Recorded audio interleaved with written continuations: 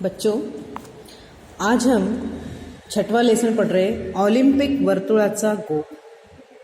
अभी अभी Olympic games हुए हैं बच्चों, आप सब परिचित होंगे इससे।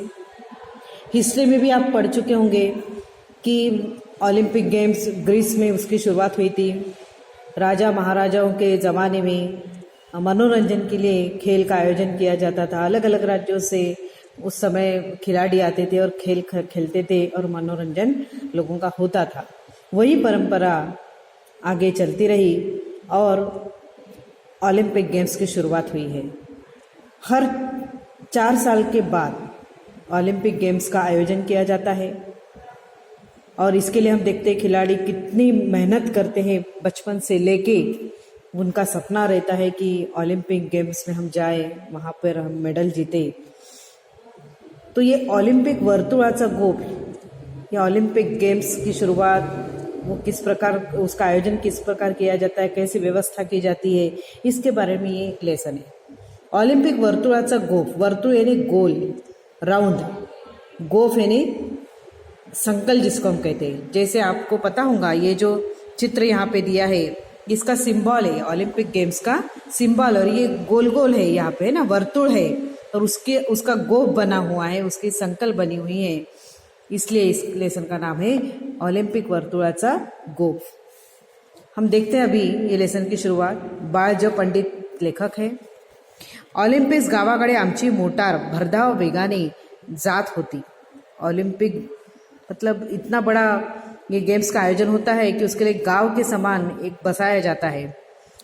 तो लेखक वहाँ पर जा रहे थे, उस ओलंपिक गांव की तरफ लेखक की गाड़ी जा रही थी। भरधाव वेगाने ने बहुत जोर से, खूप वेगाने गाडी जात होती। गर्दी प्रचंड असली तरी रहदारीला अडचण मुळीच नव्हती।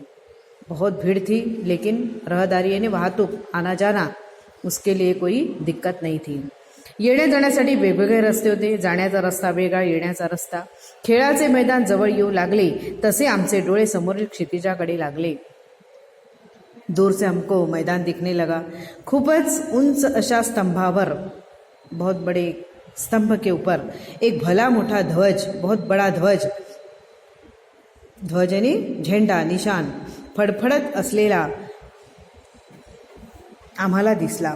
ऑलिम्पिक सामन्यांचे जे ते स्वतंत्र निशान होते कि ओलंपिक गेम्स का एक ध्वज बना हुआ है, वो बहुत बड़ा ऐसा ध्वज दूर से दिख रहा था।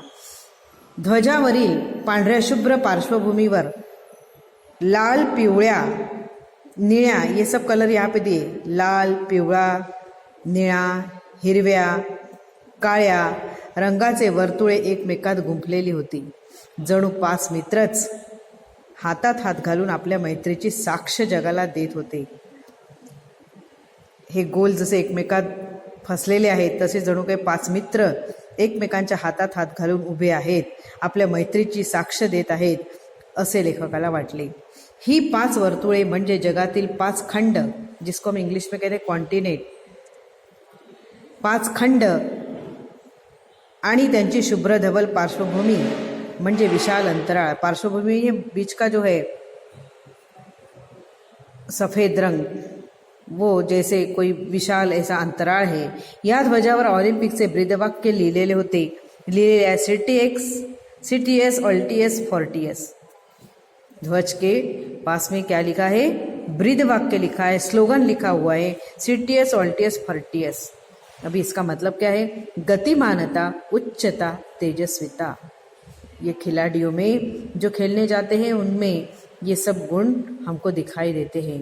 प्रत्येक खेळाडूने जास्तीत जास्त गतिमान होण्याचा प्रयत्न केला पाहिजे, अधिकाधिक उंची गाठण्याची शिकस्त केली पाहिजे। शिकस्त करणे, वाक्प्रचार, प्रयत्न करणे। आणि बलसंवर्धनासाठी, बलसंवर्धनेने और अपना शरीर मजबूत करने के लिए जास्तीत जास्त श्रम केले पाहिजे। श्रम म्हणजे कष्ट, असा संदेश हा ध्वज खेळाडूंना देत असतो। या ध्वजस्तंभाजवळ एक स्फूर्तिदायक मशाल सतत तेवत असते। मशाल, स्फूर्ती देने वाली मशाल हमेशा तेवत असते म्हणजे पेटत असते। ऑलिम्पिक सामने म्हणजे क्रीडापटूंसाठी आणि क्रीडा शौकीनांसाठी एक पर्वणीच असते। जो लोग इंटरेस्ट रखते हैं गेम्स में, उनके लिए बहुत ये आनंद के दिन होते हैं। पृथ्वीच्या पाठीवरील सर्व राष्ट्रातील सुमारे 5 ते 6 हजार खेळाडू या सामन्यांमध्ये भाग घेतात. स्त्री खेळाडूंची संख्या 2,000च्या आसपास असते. प्रेक्षागारात सुमारे 70 ते 80 हजार प्रेक्षक बसण्याची सोय असते. इतने सारे लोग, इतने सारे देश के खिलाड़ी वहाँ खेलने आते, तो देखने के शौकीन लोग भी बहुत सारे होते हैं. याशिवाय सुमारे 25,000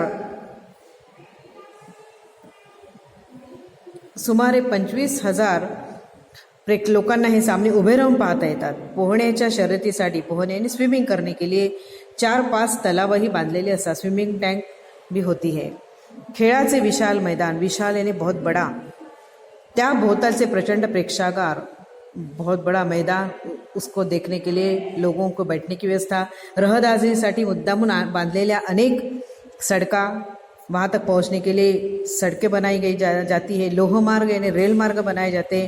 पुरुष व स्त्री खेळाडू यांच्या निवासासाठी, निवास यानी रहने का स्थान, बांधलेल्या असंख्य खोल्या असलेल्या इमारती, खिलाड़ियों की और देखने के लिए जो लोग आते हैं उनके रहने की व्यवस्था की करने के लिए बिल्डिंग या इमारती यानी बिल्डिंग बनाई जाती है. वसतिगृहे, रहने के स्थान, प्रेक्षकांच्या श्रमपरिहारासाठी सुसज्ज अशी विशाल उपहारगृहे, हॉटेल्स, असे हे मोठे गावच असते. मतलब एक बहुत बड़ा गांव बसाया जाता है कि जहाँ खिलाड़ी जो लोग रहते और देखने के लिए जो लोग आते हैं उनके लिए रहने की व्यवस्था, खाने पीने की व्यवस्था, और याला ओलंपिक विलेज असे म्हणतात. जो गांव तैयार किया जाता है, एक जगह बनाई जाती है, उसको क्या कहते हैं? Olympic village. ऑलिम्पिक विलेज वसवण्याची कल्पना इसवी सन 1956 मध्ये मेलबर्न इथे मांडण्यात आली. पहिले ऑलिम्पिक विलेज तिथलेच मेलबर्न इथे पहिले ऑलिम्पिक विलेज तयार करण्यात आले. ऑलिम्पिक सामने दर 4 वर्षांनी होतात. ये सभी बच्चे ध्यान में रखेंगे की दर 4 वर्षांनी ऑलिम्पिक गेम्स होतात. हे सामने 5 दिवस चालत इसवी सन पूर्व 776 मध्ये हे सामने झाल्याची पहिली नोंद ग्रीस देशाच्या इतिहासात आढळते. ग्रीस देशों में इसका आयोजन शुरुआत में किया गया था. त्यावेळी स्पर्धेत यशस्वी होणाऱ्या खेळाडूंचा ऑलिव्ह वृक्षाच्या फांदीची माळ घालून गौरव करण्यात येत असे. गौरव यानी सम्मान. ग्रीस देशातील अनेक शहरे परस्परातील भेदभाव विसरून या यशस्वी स्पर्धकांचे प्रचंड स्वागत करत. या सामन्यातील खेळाडूंना राष्ट्रीय सणासमारंभाच्या वेळी मानाचे स्थान मिळत असे. पुढे ग्रीक सत्तेचा ऱ्हास झाला मतलब ग्रीक सत्ता नष्ट हो गई आणि त्याचबरोबर इसवी सन पूर्वी 394 मध्ये हे सामने बंद पडले. बीच में हे सामने बंद भी हुए थे. मैत्रीचा मंत्र सांगणाऱ्या या ऑलिम्पिक सामन्यांची त्यानंतर इसवी सन 1894 साली आधुनिक जगाला आठवण झाली. त्या वर्षी फ्रान्स देशात ऑलिम्पिक काँग्रेस भरवण्यात आली होती. त्या काँग्रेसला अनेक राष्ट्रांचे प्रतिनिधी हजर होते. कुबर्टीन नावाच्या फ्रेंच क्रीडा तज्ञाने या काँग्रेसमध्ये ऑलिम्पिक सामन्यांचे पुनरुज्जीवन केले. इसने फिर से जो बंद हुए थे गेम्स उसकी शुरुआत की. शरीर संपत्ती वाढवण्यासाठी, बलसंवर्धन करण्यासाठी आणि प्रामुख्याने देशादेशातील मैत्री वाढवून त्यांच्यात मित्रत्वाची स्पर्धा व्हावी यासाठी प्राचीन ऑलिम्पिक सामन्यांप्रमाणेच यापुढे आंतरराष्ट्रीय क्रीडा स्पर्धा भरवाव्यात असे ठरले. इससे क्या होता है कि मैत्री का संबंध तैयार होता है एक दूसरों के देशों के साथ, और बल संवर्धन होता है, खेल का प्रयास किया जाता है. इस बहाने 1896 पासून ऑलिम्पिक सामने दर 4 वर्षांनी वेगवेगळ्या देशात भरवले जातात. त्या निमित्ताने जगात सद्भावना, ये भी आपको ध्यान में रखना है, सद्भावना, समता, मैत्री, विश्व बंधुत्व, शिस्त यानी डिसिप्लिन, सद्भावना यानी अच्छी भावना, समता यानी समता की भावना, समभाव की भावना, मैत्री यानी आप जानते हैं, विश्व बंधुत्व यानी सारा विश्व ये बंधु के समान है, सभी राष्ट्र ये भावना, शिस्त यानी डिसिप्लिन, व ऐक्य, सब हम एक है ये भावना बढ़ने लगती है, वाढीस लागतात. या सामन्यात निरनिराळ्या 21 खेळाडूंची तरतूद आहे. पुरुषांसाठी व स्त्रियांसाठी वेगवेगळे सामने होतात. सामने यानी मॅच. या सामन्यांच्या व्यवस्थेसाठी एक आंतरराष्ट्रीय ऑलिम्पिक समिती नेमलेली असते. या स्पर्धात भाग घेणाऱ्या प्रत्येक देशाचे 1 ते 3 प्रतिनिधी या समितीत असतात. एक समिति बनाई जाती है और हर देश के 3-3 लोग समिति में रहते. या समितीमध्ये खेळांची व्यवस्था त्या खेळांच्या आंतरराष्ट्रीय संघाकडे असते. ऑलिम्पिक सामन्यांसाठी लागणारा खर्च फारच मोठा असतो. हा सर्व पैसा स्पर्धक देश उभा करतात. जो स्पर्धा में भाग लेते, ओलंपिक गेम्स में भाग लेते हैं, वो सभी देश पैसा देते हैं. क्रीडेच्या क्षेत्रात जातिभेद नहीं. क्रीडा के क्षेत्र में हम देखते हैं कि किसी जाति को स्थान नहीं है, धर्मभेद नाही आणि वर्णभेदे नाही. वर्णभेदेने काले गोरे का भेद. येथे सर्वांना समान संधी मिळते. और अमेरिकेतील जेसी ओवेन्स या वंशाने आफ्रिकी खेळाडू, इससे साबित होता है कि गोरे और काले का भेद नहीं होता. कि अमेरिका में जेसी ओवेन्स या ये आफ्रिकी खेळाडू होता. 1936 मध्ये बर्लिनला झालेल्या ऑलिम्पिक स्पर्धेत त्याने 4 अजिंक्यपदे मिळवली. उसको 4 मेडल्स मिले. इतकेच नव्हे तर त्या 4ही बाबतीत त्याने नवे उच्चांक प्रस्थापित केले. नवे उच्चांकाने नए रिकॉर्ड उसने बनाए. अमेरिकेच्या यशाचा तो मोठा शिल्पकार ठरला. अमेरिका का नाम उसने रोशन किया. अमेरिकेने नव्हे तर साऱ्या जगाने या खेळाडूचा त्यावेळी केवढा गौरव केला. सभी देशों ने और अमेरिका ने इसका गौरव किया. ओवेन्सचा वर्ण, त्याचा देश हे सर्व विसरून साऱ्या जगाने त्याची प्रशंसा केली. प्रशंसा करणे म्हणजे कौतुक करणे. एमिल झेटोपेक हा झेकोस्लाविया देश का नाम है खेळाडू. 1952 साली त्याने हेलसिंकीचे मैदान गाजवले. उसने वहां पे अपना कमाल दिखाया. तेथे त्याने 5000 मीटर धावणे व मॅरेथॉन या लांब पल्ल्याच्या शर्यतीत नवीन विक्रम केले व नवा इतिहास घडवला. जगातील एक मानवी रेल्वे इंजिन, जिस प्रकार रेलवे इंजन तेजी से दौड़ता है, उसी प्रकार उसने 5000 मीटर दौड़ का मतलब रिकॉर्ड किया. तो उसको लोग क्या बोलते थे, जगात एक मानवी रेल्वे इंजिन अशी झेटोपेकने ख्याती मिळवली. ख्याती मिळवणे, प्रसिद्धी मिळवणे, वाक्प्रचार आहे. यामुळे जगातील सर्व लोकांना झेटोपेकबद्दल तर अभिमान वाटलाच, पण त्याचबरोबर झेकोस्लाविया देशाबद्दलही त्यांच्या मनात आदर निर्माण केला. जो भी लोग खिलाड़ी अपने देश का नाम रोशन करते हैं तो उस देश के प्रति भी सभी देशों के मन में अभिमान उत्पन्न होता है. आफ्रिकेतील इथियोपियाचा अबेबे बिकिरा या खेळाडूने तर अनवानी पायाने बिना शूज पहने, बिना चप्पल पहने, उसको अनवानी कहते, मॅरेथॉन लांब पल्ल्याची शर्यत जिंकली. शर्त एवढे मोठे अंतर त्याने 2 तास 15 मिनिटात काढले. फॅनी बॅकर्स या स्त्री खेळाडूने तर 1948 साली ऑलिम्पिकचे मैदान दणाणून सोडले. 100 व 200 मीटरच्या शर्यतीत प्रथम क्रमांक मिळवला. भारताने हॉकीच्या स्पर्धेत अनेक वर्षे अजिंक्यपद टिकवले.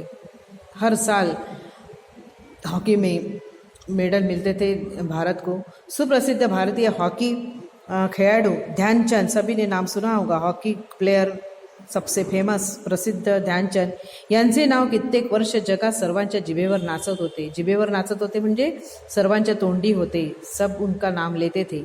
ऑलिम्पिकच्या मैदानावर खेळाडू खेळत असतात तेव्हा खेळाडूंना पराक्रमाचा व प्रयत्नवादाचा संदेश देणारा ध्वज डौलाने फडकत असतो. त्या ध्वजावरील 5 खंडांची 5 वर्तुळे समतेचा व विश्वबंधुत्वाचा संदेश जगाला देत असतात. तर त्याच्या शेजारी शूद्र विचारांचा अंधकार घालवणारी ज्योत तेवत असते. मशाल क्यों लगाई जाती है? जो भी अज्ञान का अंधकार है उसको दूर करने के लिए. बच्चों, इस प्रकार लेसन है. ओलंपिक गेम्स आप सभी जानते हैं, इसके बारे में जानकारी देने वाला ये लेसन है. आप सभी कॉपियाँ तैयार रखेंगे. कभी भी आपकी कॉपियाँ मंगवाई जाएंगी, कॉपी पर मार्क्स रहेंगे. इसलिए जो भी क्वेश्चन आंसर भेजे जाते हैं वो भी आपको लिखना है. ठीक है.